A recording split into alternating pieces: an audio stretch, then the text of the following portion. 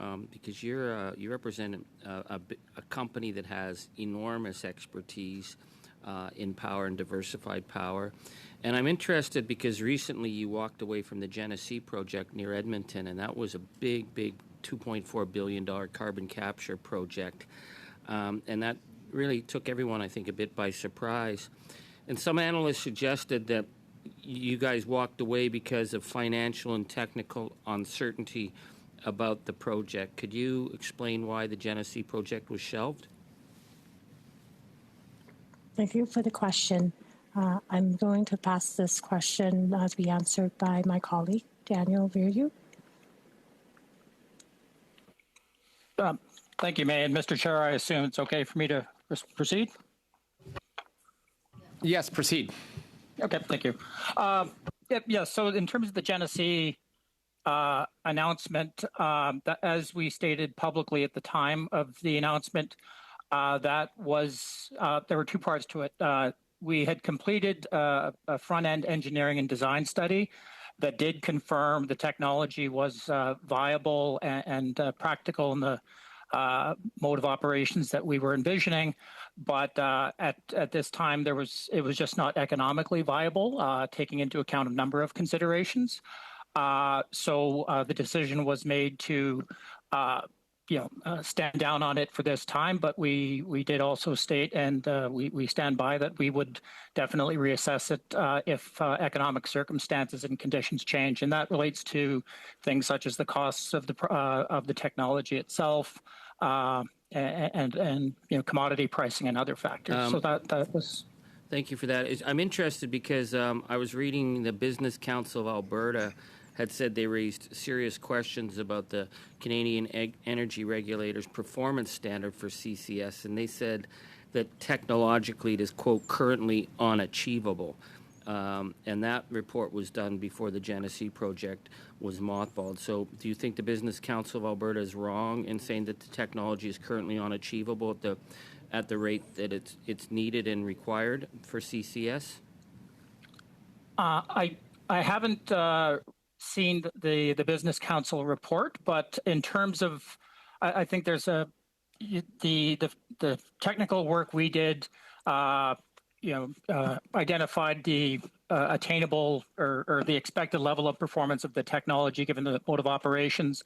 In the context of the discussions with that are underway regarding the clean electricity standards, there is a discussion of whether the assumed standard that would be included in that reflects the capability of the technology. So that may have been what the report was referring to, but there's a distinction between what the vendors have assured us that the technology can achieve and what may or may not be reflected in any regulations.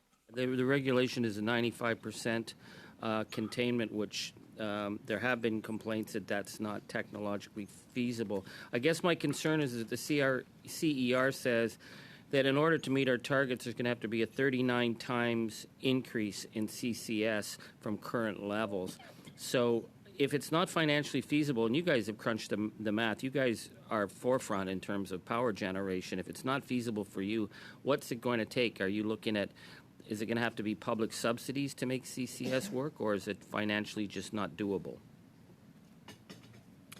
At this time, it's not viable given the existing current cost, or commodity cost outlook, and the suite of support mechanisms that are in place. So, because we're told, certainly our friends in the Liberals keep telling us that this thing is going to take off, it's going to deal with it, but you're dealing with it from a practical point of view. You say you've looked at the technology, you've got a big project. This was $2.4 billion near Edmonton, but you're saying it's not financially feasible. So would you make suggestions for what, more public money to operate these plants, or is it just not doable? I'd note that it just reflected the economics for our project at this time. CCS and other sectors faces different cost considerations, and I can't speculate on what may or may not work for other projects at different sizes. Because your natural gas plant, right? Wasn't it a natural gas plant? We were proposing to put the carbon capture unit on the back end of the two new combined cycle units that we're nearing completion of at Genesee, and as Ms. Wong noted. Okay, I guess my concern is that this would be hugely beneficial for continuing to use natural gas because it's coming under a lot of pressure for its fossil fuel use. So if we had a new plant that had natural gas that we could capture 95%, that would make a huge difference in being able to sell that to the public. But if there's no financial case, then we're going to have to look at other options, are we not? It's not economic today, but we are looking. Yes, we will need to look at other options in any event because the CCS, small modular reactors, hydrogen, geothermal, we think they all have a role and they all provide that zero emitting dispatchable power markets need. So there's still we think a pathway to CCS in the future, but we also do need to advance other technologies as well. Okay, thank you very much. Thank you. We'll now go to our second round of questioning, and we will begin with Mr. Falk for 5 minutes. Thank you, Mr. Chair, and thank you to all of our witnesses that have provided testimony for us here today. Ms. Hickson, I'd like to ask you some questions about geothermal a little bit. I actually am a fan of geothermal. I have several buildings with geothermal in it, and when it works well. When it doesn't, it's expensive. But can you tell me how, when it comes to electricity generation with geothermal, what does it cost per kilowatt hour compare to with other forms of electrical generation? So the cost for electrical generation, it depends on where you are. In Canada, it is currently quite high simply because of the development costs. But if we go globally and look at other resources, it can be very low, in the $40 to $50 per megawatt hour. And if we look actually at what is being done in the United States, their stated goal for the work, for the investment they are making in engineered geothermal systems is to create power at $45 per megawatt hour. And how would that compare to hydroelectricity or gas turbine electricity? So this is higher than gas. But what we bring to the table is the fact that, so I don't want to argue that geothermal is better than natural gas. What I want to point out is that geothermal, if we're producing power from it or using it for thermal energy, can actually offset that natural gas. And as an Albertan, that natural gas can be sold much more profitably offshore. Hopefully with the new pipelines that are going to get it there. And it can help other countries actually reduce their carbon footprint. Where I think geothermal has a significant role to play is actually an offset in essentially liberating that natural gas to go to other markets where it can be used to reduce their greenhouse gas production. Okay, good. Thank you. And is it feasible in today's environment to actually construct a geothermal electricity generating plant in Canada? Like, what are the roadblocks? So we're talking about conventional geothermal, and the roadblocks are financial, convincing capital to be deployed within geothermal. That's a huge problem. The federal government has been deploying capital into projects. There are 3 electrical generation projects that have been supported by the Emerging Renewable Energy Program. And those are deep in Saskatchewan, Alberta number 1 in Alberta. I happen to be the CEO of that one, and a project called Tutica in British Columbia. But when I was asked the question about the carbon tax, if we look at Alberta number 1, our financial model is built on 3 pillars. One of them is carbon taxes. One is the sale of thermal energy, and the other is the sale of electricity. Currently, we have to price that sale of thermal energy at a discount to natural gas. This makes geothermal very difficult in terms of competition with natural gas and other forms of electrical generation. Okay. If we're talking about this new generation, advanced and engineered geothermal systems, these are right now very, very costly. But I want to focus on conventional geothermal. I have limited time here, Ms. Hickson, so I'm going to have to move on because I do want to ask Mr. Balaban a question as well. Mr. Balaban, you're quite involved in setting up green energy solutions. Can you tell me your experience with connecting to the grid? Does it work? Are there any obstacles in doing that? Do we have capacity for the extra generation that you can provide? That's a good question. Connecting to the grid is a very complicated process. I can speak from my experience developing projects in Alberta. It's a well-regulated process, but it takes several years to get through. It's very costly. But I think what we are starting to see now in Alberta, and it's not just here, it's in many places across Canada and around the world, in fact, is grid constraints, where the grid can't keep up with all the new power generation that is requested. And that is a challenge facing the growth of the industry. Thank you. We'll now go to Ms. Lapointe for 5 minutes. Ms. Lapointe. Thank you, Chair. My question is to Mr. Balaban. Your organization has developed several solar power projects, and you had been working on the Midnight Solar project, but it's my understanding that you have since sold the project. But I do have some questions surrounding the technology. And we're talking about a project with battery storage component that is capable of providing power to the grid at peak times and hours, even during periods of no sunlight. And at times, this committee has heard critics say that solar power is unreliable and is not well suited for Canada's cold climate. Can you, in your opinion, will battery storage projects of this magnitude help to make solar power better suited to our climate? Well, first I'd respond that solar is very reliable and very well suited for our northern climate.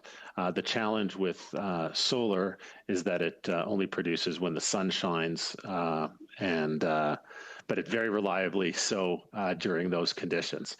So what we need batteries for, battery storage, is to extend the operating hours for renewables projects to produce stored energy when the sun doesn't shine, for example.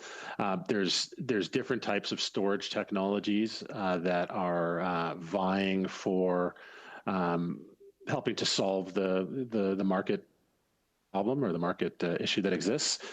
Battery storage is one of them. Batteries typically have a relatively short duration where they can store energy economically for 2 to 4 hours.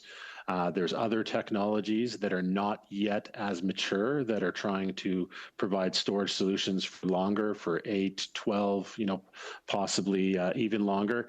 But I think it's really important to look at the energy system as a mix. There's a mix of solutions, a mix of power generation technologies that we require. There's no one solution alone that's going to meet all our needs. But certainly the combination of renewables, which is primarily solar and wind today, with battery storage is something that is looking very promising, assuming the regulatory framework is in place to accommodate it. Okay. In your opinion, what are the main challenges or obstacles that Greengate faces in scaling up wind and solar power capacity in Canada? And what do you need to see from the different levels of government to overcome these challenges? Well, I'd say as of late, the biggest challenge that our industry is facing is the extreme polarization around energy that I'd referred to in my opening comments. What that fight is doing is creating a lot of regulatory and market uncertainty at the moment.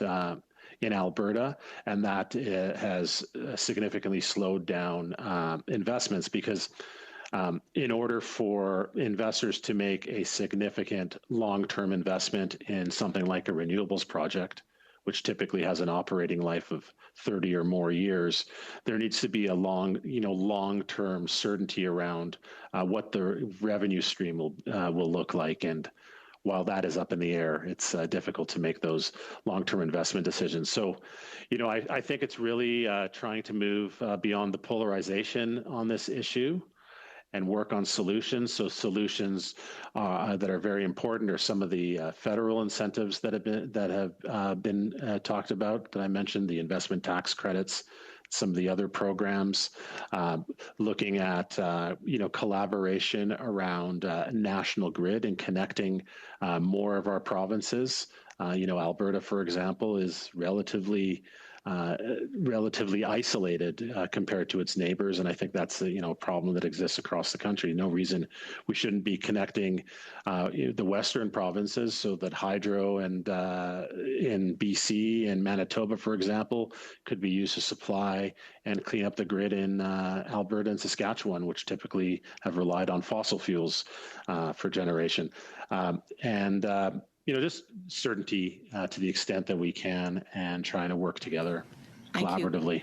I have about 1 more minute left, so I'm going to ask you very quickly, just so we really understand what's on the line here when you talk about that polarization. Can you tell us can you speak to the socioeconomic benefits of Green Gate's renewable energy projects, such as job creation, community engagement, and economic development? Mr. Balaban, I'll ask you to be just very quick because we are out of time. 10 seconds, please. Local jobs, over 1,000 jobs created, during construction for a project like Travers, millions of dollars a year in municipal tax revenues, and a clean source of energy for future generations. Thank you. Monsieur Simard, you have 2.5 minutes. The floor is yours. Merci. Thank you. I'm a gentleman, so I let Shirley ask the question, but I have a question for Capital Power. I have some questions about the fact that you have abandoned the CCS project of $2.4 billion, and I'd like to know, when you talked about the various generating stations you have, these stations, are they based on gas? So the generation next we have are natural gas and solar renewables as well in our portfolio. And in terms of the CCS project, while we have discontinued the Genesee CCS project due to economic reasons, we continue to look at other opportunities to deploy not just CCS, but other decarbonization technologies and clean power, such as SMRs. Merci. J'aimerais. Thank you. I don't know if you have any idea of the cost by kilowatt hour. I'd like to know, if you're able, for you to provide us or provide the committee with the costs associated for kilowatt hours for wind versus a kilowatt hour for a natural gas generation with a carbon storage strategy. Is that something that you could provide to the committee? And I can speak to that at a high level, that the costs of renewables such as wind and solar on the energy basis that is before firming is lower than natural gas, cost of natural gas generation. However, when factoring into holistic costs of delivering that energy on a firm basis, so in order to be dispatchable and provided in all hours, that costs significantly increase in terms of firming up the dispatchable resources like solar and natural gas. Merci. Thank you. I understand, but could you provide the committee with a document that breaks down the various costs? That could be very helpful to us. Thank you. Thank you. And that is a reminder for everyone. We still have a number of folks to go through in the rounds, but you can provide a brief if anything is missed or asked for post-meeting to the clerk. And we'll now proceed to Mr. Angus for 2.5 minutes. Thank you. Ms. Hickson, I would like to speak with you about the potential. You were saying 16,000 megawatts internationally. Canada doesn't seem to be really on the map in terms of geothermal. And yet what I find surprising is I would think we'd have enormous resources. I see that the old Spring Hill mine caused such a disaster, human disaster, is being refitted for geothermal. In my little town of Cobalt, I have at least 6 abandoned shafts on the hill behind my house. We have 100 at least in the surrounding bush. In Timmins, we've got shafts that go down 5, 6, 8,000 feet into very, very hot water because the shafts have filled up. Is that potential for using geothermal from the mine infrastructure that we have that's from closed operations? Yes, absolutely. And another one is in Yellowknife, where there are 2 deep mine shafts. So these are geothermal projects that are ripe for the picking. They're not being picked because you cannot make the finances work. Why can't you make the finances work is a lot of it has to do with that upfront high capex that I was speaking about. And investors, essentially, what geothermal is against is providing that thermal energy through natural gas. And when I answered the question about the carbon credit, it really is about that. Is geothermal cannot compete against natural gas without that added bonus of the carbon, essentially a carbon credit. Okay, is so what a geothermal project. I got a very short time here. So you're saying that, for example, the old McIntyre number 11 shaft that my grandfather worked on, that's 6,000 feet deep, full of hot water. We can't just stick a pipe down and doing heat transfer. Like, that's the technology they tell me they can use at my house if I get a heat pump. Why are the upfront costs so high to make something like that doable? Because we're competing with natural gas. And my guess is, I do not know the specifics of that, but your community probably already has natural gas pipelines in place.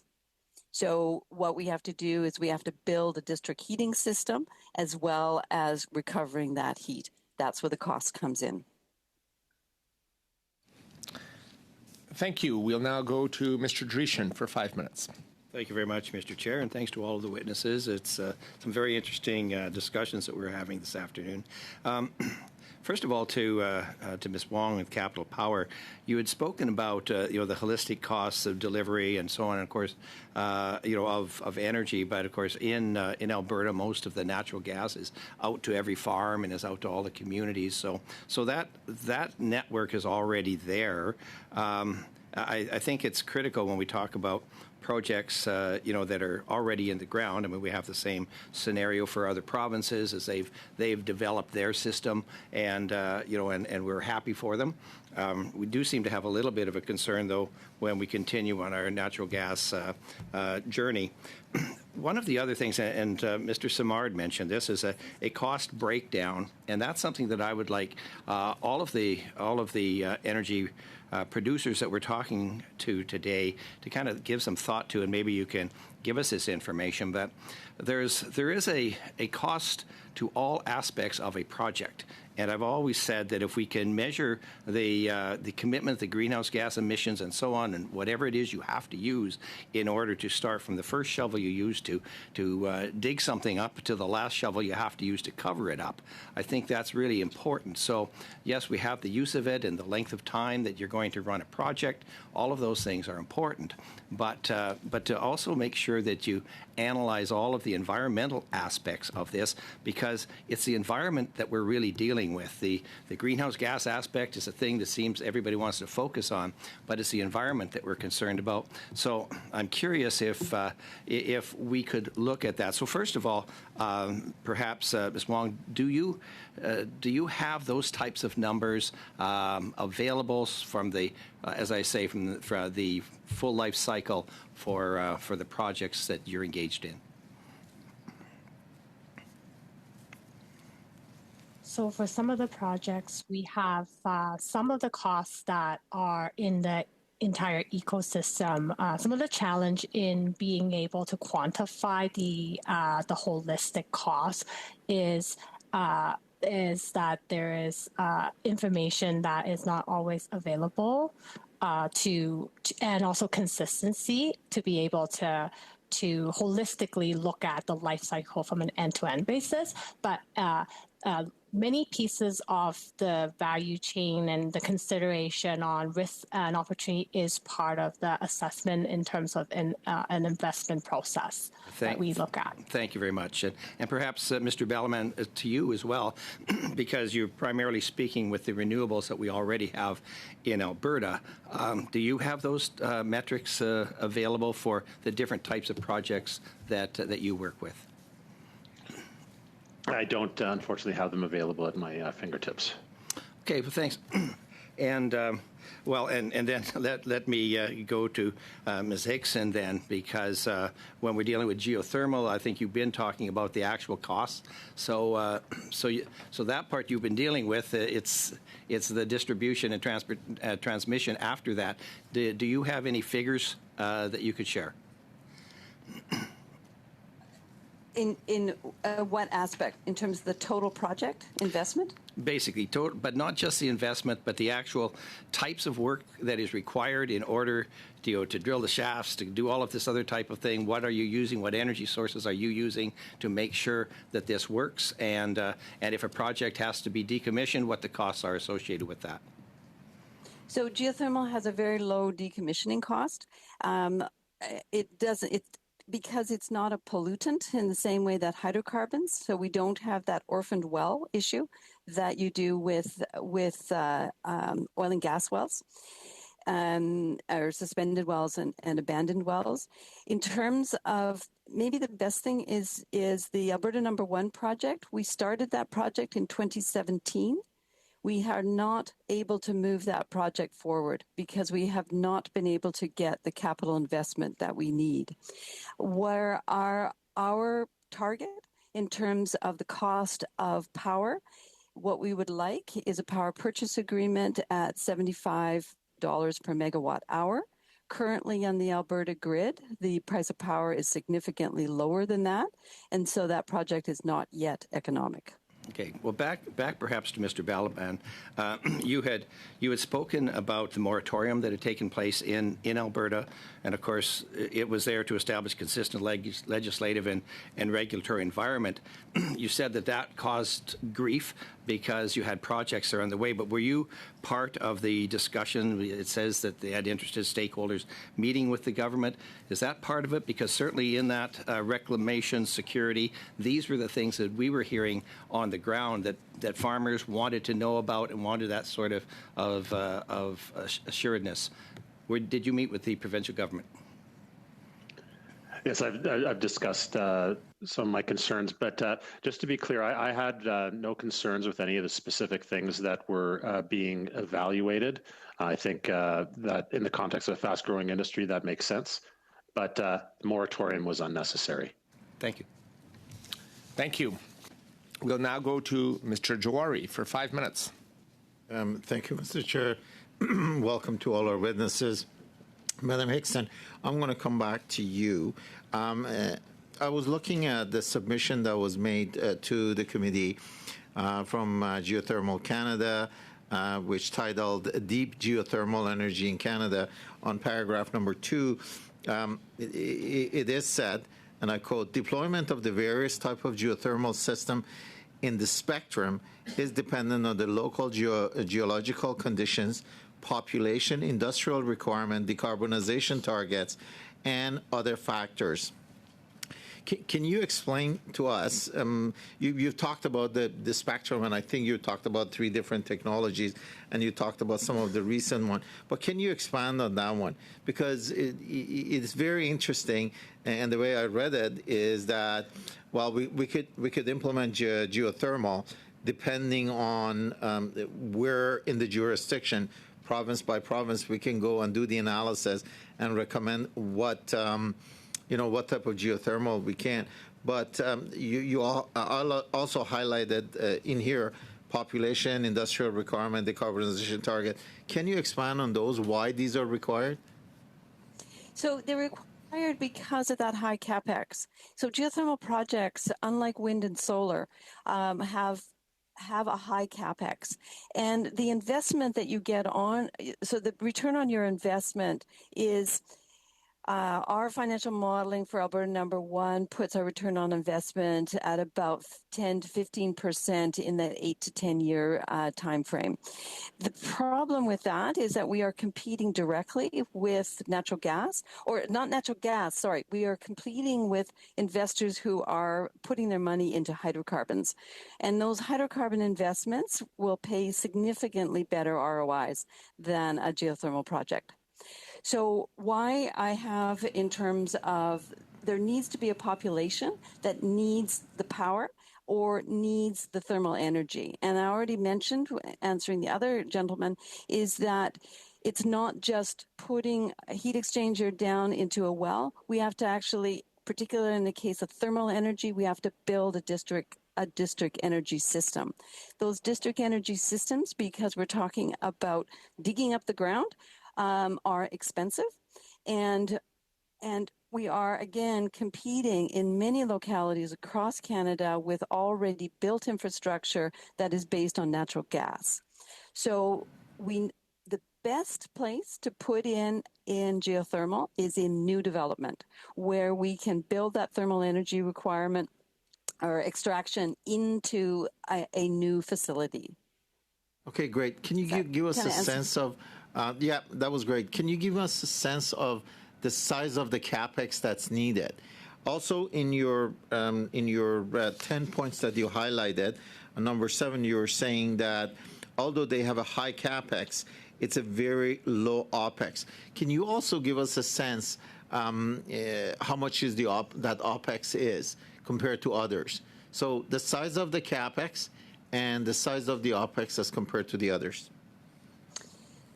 I can't give you exact figures, but what I can say is I was involved in the project with the city of Regina.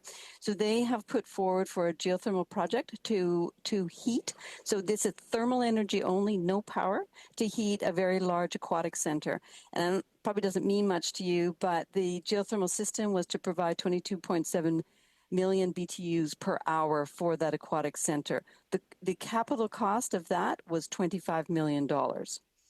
On the flip side, our Alberta number 1 project, we are looking at an investment of $100 million, and but that is to provide over 83,000 megawatt hours per year of energy, and that is equivalent. So that 83,000 megawatt hours per year is equivalent to basically 70 megawatts of solar, or about 30 megawatts of wind.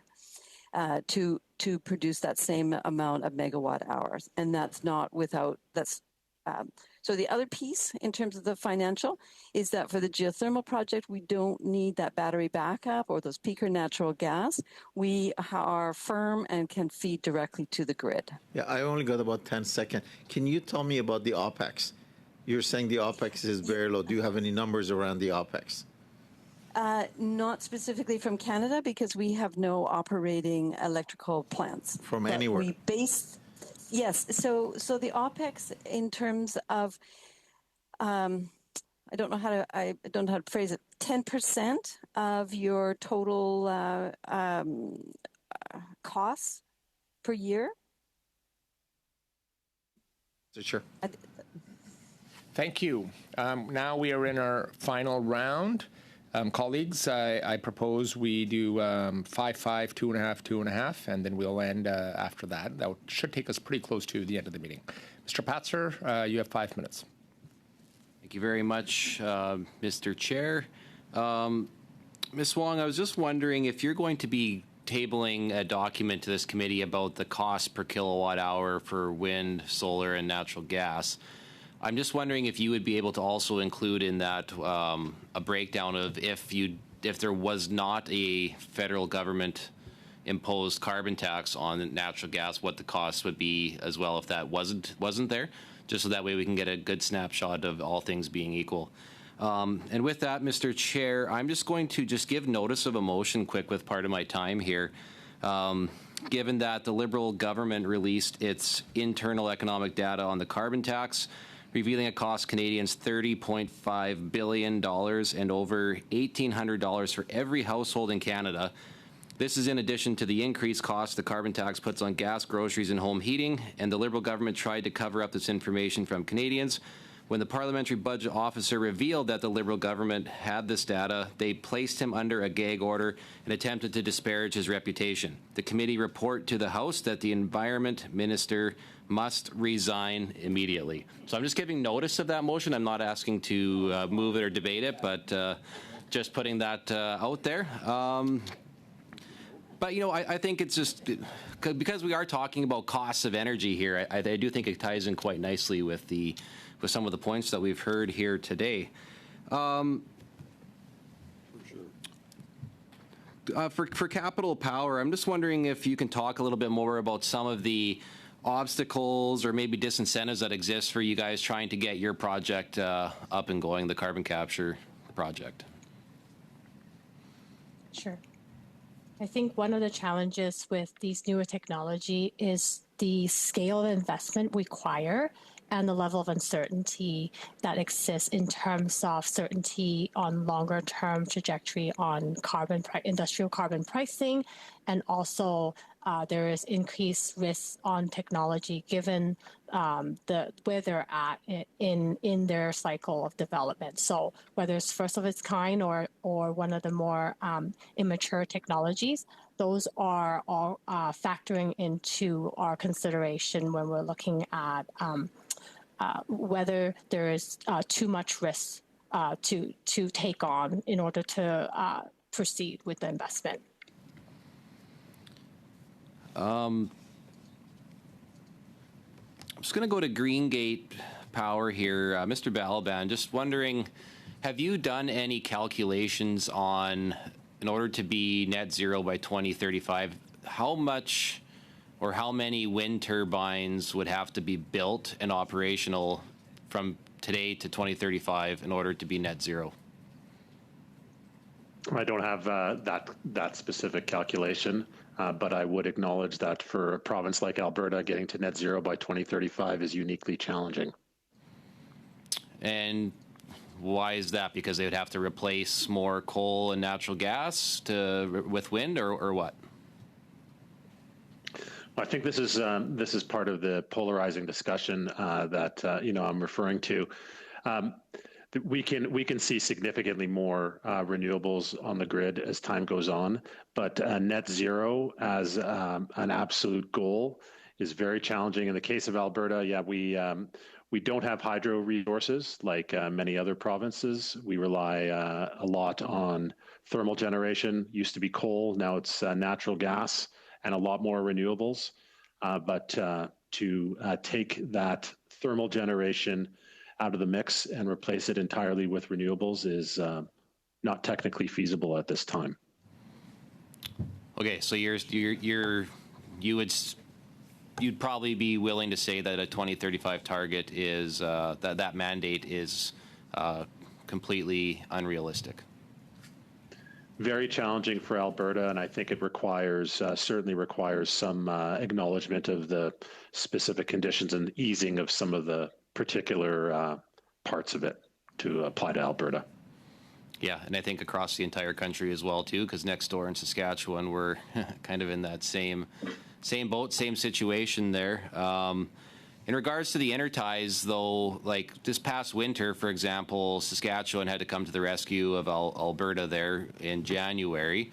Some of the new proposed CERs are creating some hesitancy about whether or not provinces would be able to share power back and forth smoothly. Do you have that same concern? Well, I think we should look at this as a national problem and remove any barriers that might exist between the provinces to try to solve this together. Thank you. We'll now move to Mr. Bruson for 5 minutes. Thank you. I had a few questions, actually. Just it's kind of an interesting place to be the final person, because I kind of get to pick up on threads that I've been hearing in testimony until now. And I've heard, and maybe I'll start with Greengate, but I was actually hoping to go around to everyone. You had talked about the Infrastructure Bank, SREPs, and ITCs being very useful and supportive to building out renewables as part of our energy mix. Can you tell me if you have seen any of these programs support projects that you're working on or that you have been adjacent to in your work? A project we developed called Jurassic Solar, which we no longer own, but signed a contribution agreement for SREP funding. Perfect. Great. And if I can actually go to the others, maybe starting with Capital Power.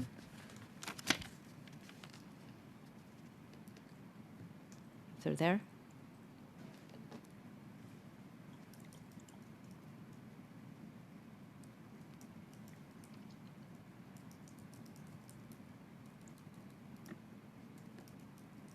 Yes, sorry. Yes, these programs, we have been in conversation in terms of looking for ways to advance some of our projects. And if I can ask, would that be through the Infrastructure Bank or SREPs, or is there another federal program that's been supportive? The programs that you had mentioned are the ones that through SIF and CIBR, the conversations that we have had on our Genesee project. Thank you. And what about for geothermal?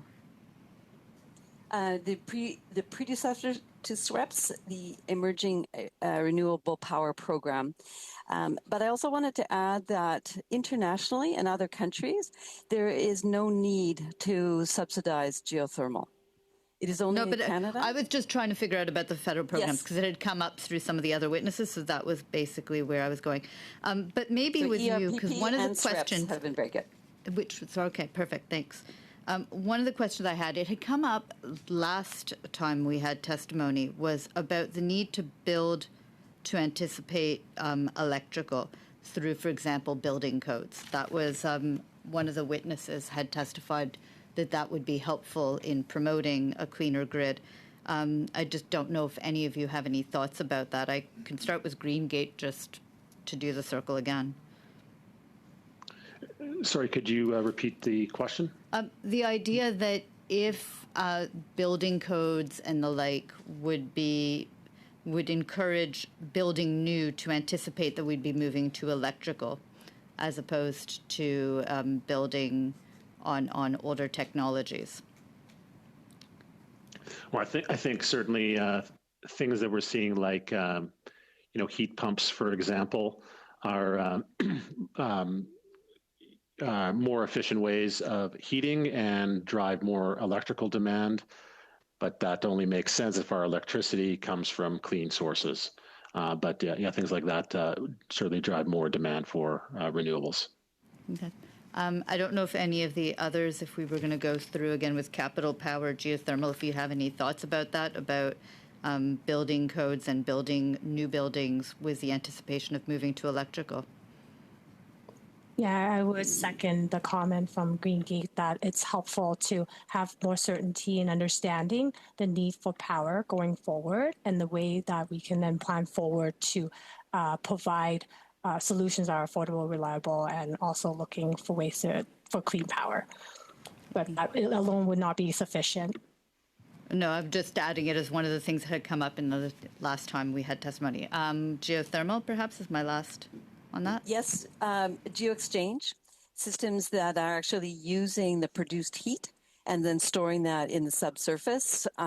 Basically, every Canadian home and business should be using GeoExchange, shallow subsurface heat recovery and storage. Love that you mentioned it because the University of Toronto just moved to a large geo-exchange system that's a district energy system that actually helps to support the City of Toronto as well.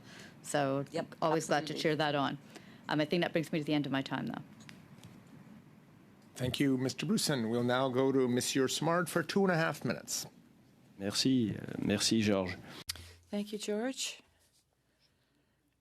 I'm not as familiar with the reality of electricity producing centrals in other provinces other side Quebec, but the law that was tabled to allow producers to have clean energy that are associated with businesses. I'm saying this because I know that some businesses are looking for clean energy sources, and I'd like to know from Capital Power and also from you, Mr. Balaban, if you have ever been approached by businesses that consume a lot of energy and want to develop clean energy projects, specifically clean energy projects. Well, in the case of my company, we've had projects that we've developed that have entered into long-term agreements with Amazon and Microsoft. So, those players are in the market, in the Alberta market. It seems to be, a number of companies all over the world that are, making very strong renewable commitments and have come to Canada and Alberta specifically to source that type of power. In Alberta, it's because it's the only deregulated power market in the country and the only market where those sorts of bilateral arrangements are currently possible. Merci. J'aurais la même. Thank you. I have the same question for Capital Power. Yes, we do have customers, large C&I customers that have interest to look for ways to have clean energy. We have virtual PPA customers for renewable projects, and we also have interest on energy, looking for energy for new demand like data centers and other industrial processes. Merci. Merci beaucoup. Thank you very much. Thank you. We'll now go to Mr. Angus for 2.5 minutes. Thank you. Mr. Balaban, I've spoken with lots of people over the years on the clean energy file, and I was told many, many times that there was no jurisdiction as ready to kick off the clean energy revolution as Alberta, given the enormous potential solar, wind, but also the expertise. Would you agree? I agree. I think, and I think we've seen that over the last number of years. Alberta has been the leading province in the country for renewables growth. Thank you for that, because, and you talked about like political polarization and the damage it's doing. I certainly see from the moratorium. I've talked again to businesses who said they're not going to go where they don't know if there's a climate that would support it. And yet I look at California that went from 770 megawatts of clean energy in 2019 to over 10,379 megawatts in 5 years. Texas is even more impressive, and I don't know if I'm stepping over the line here, but I'd say Texas has got even more right-wing politicians than the UCP, and yet on any given day, Texas with clean energy can generate over half the power that is produced across Canada. So would you say that Alberta is losing out from these battles? And would it be possible, given what we're seeing in jurisdictions like California and Texas, that's political will that gets us to those enormous amounts of clean energy. If we had political will, could Alberta and could the West compete with competitors like California and Texas? Absolutely. I mean, up until recently, we were competing. Alberta, like I said, was one of the leading jurisdictions in North America for renewables investment. We've got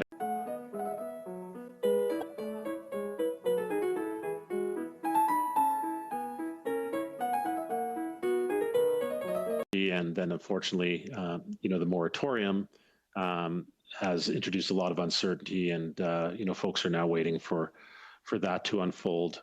But in fairness, I just have to I end think we here, need- but could I just ask you one more thing because I'm running out of time here? The one thing I would ask your opinion of, for my time in Alberta, I find that we have enormously skilled workers. The union workers I've spoken to at IBEW, the building trades, carpenters unions, who have all spoken about their willingness to participate. If we can get this ideological hex off clean energy in Alberta, are there going to be good paying jobs and sustainable jobs from the projects that you're supporting? Yeah, there's a lot of construction jobs that could be created with a massive build out of renewables, but we need all forms of energy, oil and gas, and renewables. Thank you, Mr. Balaban. Thank you to all of our witnesses for joining us today and providing your testimony. As a reminder, if you would like to provide the committee an additional brief, please send that over to our committee clerk. Thank you so much. Have a great day. And I believe it's the will of the committee to adjourn. Everybody's in favor, so we will adjourn. Meeting adjourned.